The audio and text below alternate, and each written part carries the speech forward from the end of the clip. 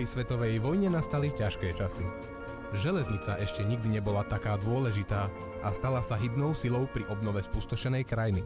Zásobila mestá jedlom, továrne uhlím a materiálom, nemocnice liekmi. Po politických zmenách bol nátlak na železničnú dopravu ešte výraznejší. Nároky na železnicu boli tak vysoké, že párne lokomotívy nestačili a bolo nutné prísť s alternatívou. To už sa stala elektrina.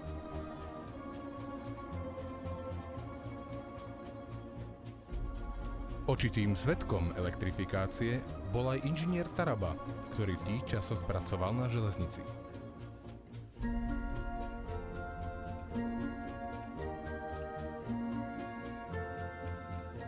2. júla som bol probovaný.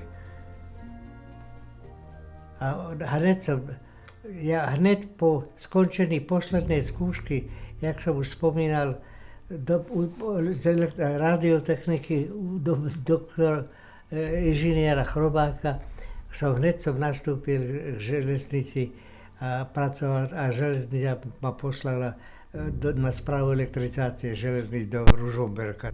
Jednou z jeho úloh bolo aj školenie rušňovodičov na nové elektrické lokomotívy.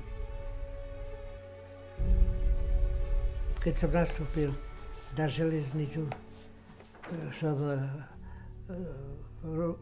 dostal som za úlohu pripravať rušňovodičov na elektrickú trakciu. To bolo prvé z depa Žilina a Vrútok. A to boli kurzy, ktoré dali chlapom poznať, čo to je elektrina, ako sa s tým treba narábať, aby nedošlo k úrazom a tak ďalej.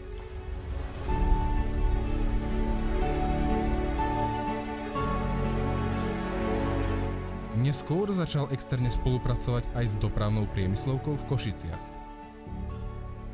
Učil som sa zameraný na elektrickú trakciu. Keď sme došli z elektrifikácie od trate Žilina Čierna, tak keď sme došli s elektrifikáciou až do Čiernej, potom som odišiel učiť na priemyslovku. Tam som teda učil aj dotiaľ, ale ako externista, a tam už potom som sa stal zamestnancom školy. Práve pre nedostatok rušňovodičov došlo k otvoreniu a posilneniu nového odboru zameraného na elektrickú trakciu. Jedným z prvých študentov bol aj mladý Emilian Oros, ktorý sa v tých časoch pod vedením inžiniera Taraby pripravoval na povolanie. Prijímačky som robil na strednú elektrotechnickú a po jednom roku nás preradili na strednú dopravnú priemyselnú školu v Košiciach s tým, že bolo treba využívať vedomosti elektrotechniky, ktoré sme už mali základy, a to sme si mali rozvíjať v rámci železníc. Dôvod bol jednoduchý, dôvod bol taký, že celá republika prechádzala na elektrifikáciu, čo sa týka jednosmernej aj striedavej trakcii, a teda bolo treba obsadiť aj rušne, bolo treba obsadiť aj elektrotechnikou na meniarne, bolo treba aj vysokonapäťové časti a takto. Takže toto sa študovalo, aby sa robil priestor pre budúcich elektrikárov alebo iných odborníkov, ktorých tam treba.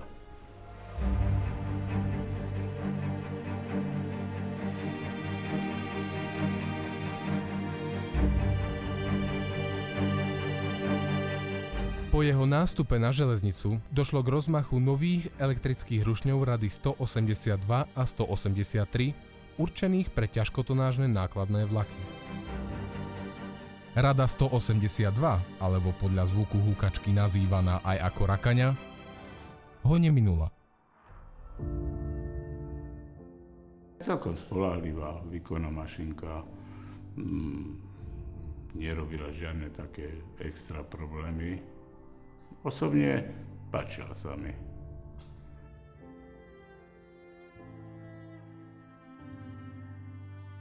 Rakanie vozia v podstate nákladné vlaky. Keď je, že ako výkon nedostačujúci, pridá sa postor s postrkom alebo bez postrčku a Väčšinou to vyslovene nákladné. Už rýchlikate to ani nie. Na to boli bobinky. Rakaňu ste mohli nájsť v čele takmer každého nákladného vlaku a jej význam pociťovali aj žiaci dopravnej priemyslovky, kde začal pod vedením inžiniera Taraby vznikať jej realistický trenažér. V 70. roku, teda po 1970. roku, som navádzal riaditeľa školy, že by mi dal súhlas a ja sa pokúsim vypracovať proste elektrický rušen, preto som ho dokonale za tých 10 rokov, 20 rokov, čo som na železnici robil, som ho dobre poznal. Tak riaditeľ mi dal asi v 72. alebo 3. súhlas a v tej miestnosti, ktorej to je vybudované, tak to pracuje.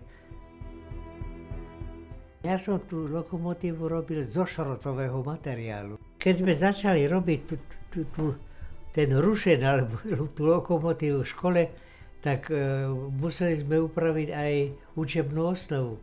A tá sa tak spravila, že každá štvrtáci odporu elektrická trakcia a koľajové vozidla mali 4 hodiny týždenne a sme spravili tak, že jeden týždeň pracovali 8 hodín a na druhý týždeň mali tie 4 hodiny voľno, lebo tak nejako to bolo. No a takže ja som mal pomocníkov skupinu asi 10 chlapcov, ktorí boli z toho odboru elektrická trakcia. Viete čo? Ten model toho rušna, čo tam je, ten vlastne bych povedal, zvyšuje toho študenta o záujem na to, že jak to on tam krútil s kontrolerom, jak mu tam tie ostatné veci fungovali, jak ten kontroler cvaká, jak tie stupne proste toho baví, pretože to bola realita, to bola teória v praxi. A to ich zaujímalo.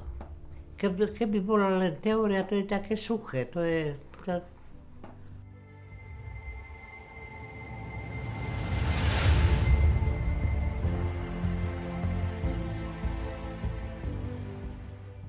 Trenažér zaujal aj Tomáša Chovanca, ktorý si prostredníctvom dopravnej priemyslovky chcel splniť svoj sen.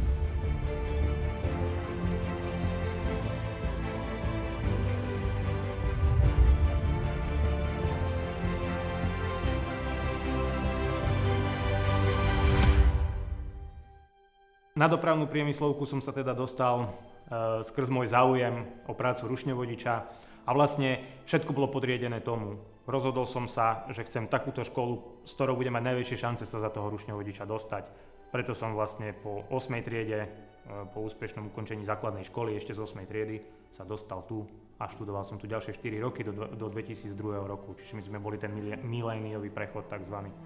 Takže mašinka, ktorú tu máme, podľa terajšieho označenia 182, bola v tých 60. 70. rokoch a ešte 80. hlavný nosný rád smenovej vozby nákladných vlakov na tedajšom bývalom prvom hlavnom ťahu. Keď som prišiel do Spišskej ja v roku 2008, už tieto mašinky boli za zenitom svojej slávy, boli odpredávané súkromným dopravcom, poprípade šrotované.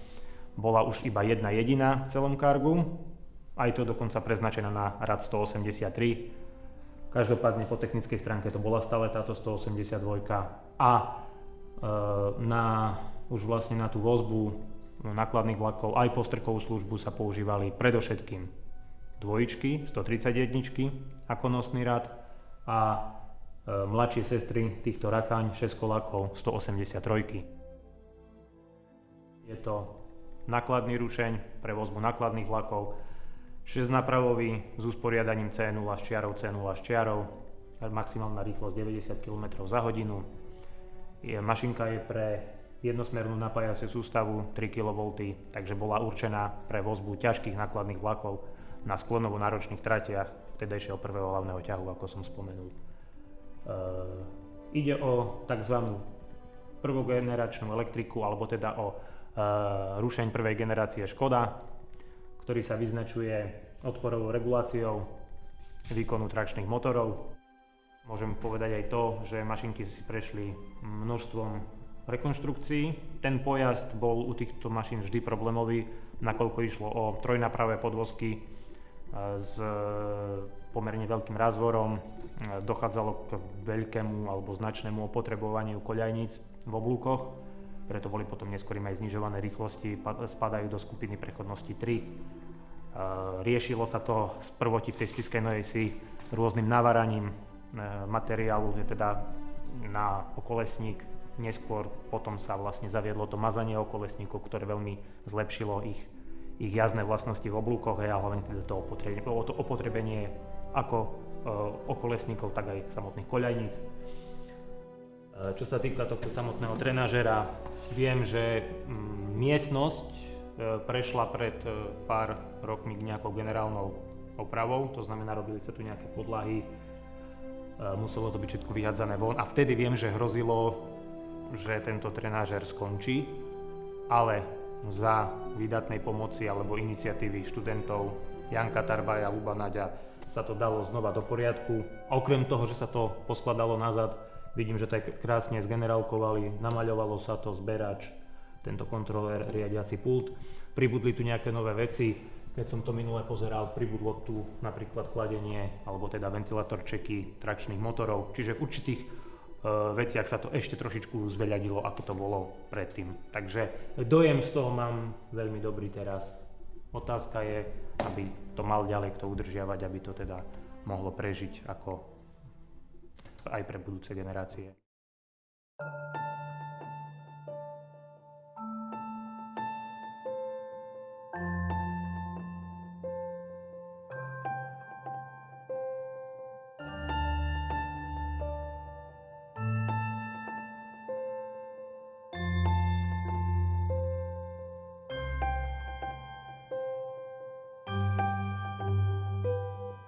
Aj napriek technickému pokroku, trenažér aj naďalej slúži študentom. Pre jeho jednoduchosť je ideálnym vzorom, na ktorom je možné vysvetliť princíp fungovania lokomotív. Napriek jeho drobným odlišnostiam sú ovládacie prvky totožné s reálnou lokomotívou. V učebni postupujeme pri zapínaní trenažéra nasledovne. Zapneme istič kompresora a fiktívnej meniarne. Ručným pritlačením stýkača 206 sa automaticky spustí kompresor, ktorý natlakuje systém na 3 bary. Zapojíme stabilizovaný zdroj, ktorý nastavíme na 48 V a zapneme spínač batérií na dobíjači. Na ľavej strane pultu zopneme pravým tlačidlom fiktívnu meniareň. Ďalším podstatným krokom je zapnutie riadenia spojovačov a uzemňovačov.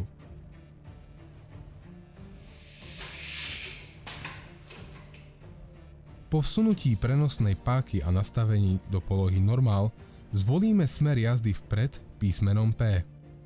Predtým, ako zapneme hlavný vypínač, vynulujeme ochrany vysokého napätia.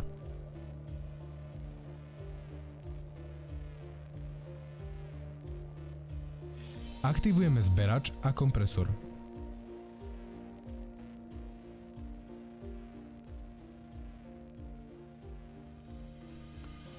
Ako náhle dosiahne tlak vzduchu v hlavnom potrubí požadovanú hodnotu, otvoríme brzdič a odbrzdíme lokomotívu.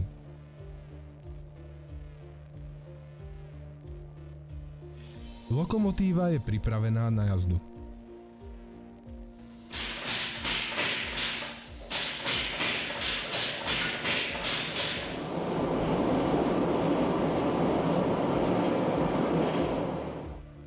Po ukončení práce s trenažérom s idením zo stupňov je potrebné trenažér patrične vypnúť.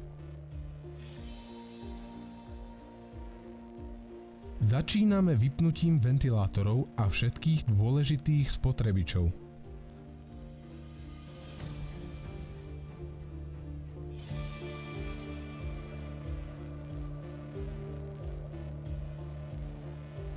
Nasleduje vypnutie hlavného vypínača nadídením do stupňov.